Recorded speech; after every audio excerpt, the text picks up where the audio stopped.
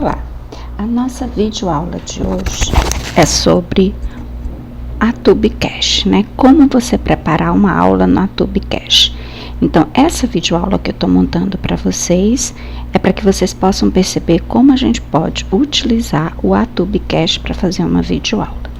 Então, as ferramentas, vamos falar hoje sobre as ferramentas para a web, que a gente chama de 2.0, ou só web 2.0. Bem, ela se popularizou a partir de 2004 e ela designa uma segunda geração de comunidades e serviços, tendo como conceito a web como plataforma.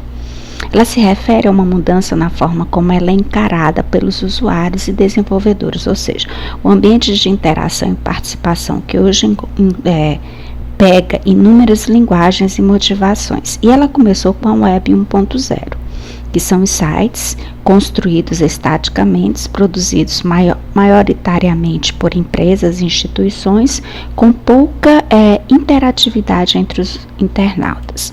E aí vem a 2.0, que foram conteúdos produzidos pelos próprios internautas, tendo uma maior interatividade online através de blogs e sites, né, como YouTube, Flickr, etc.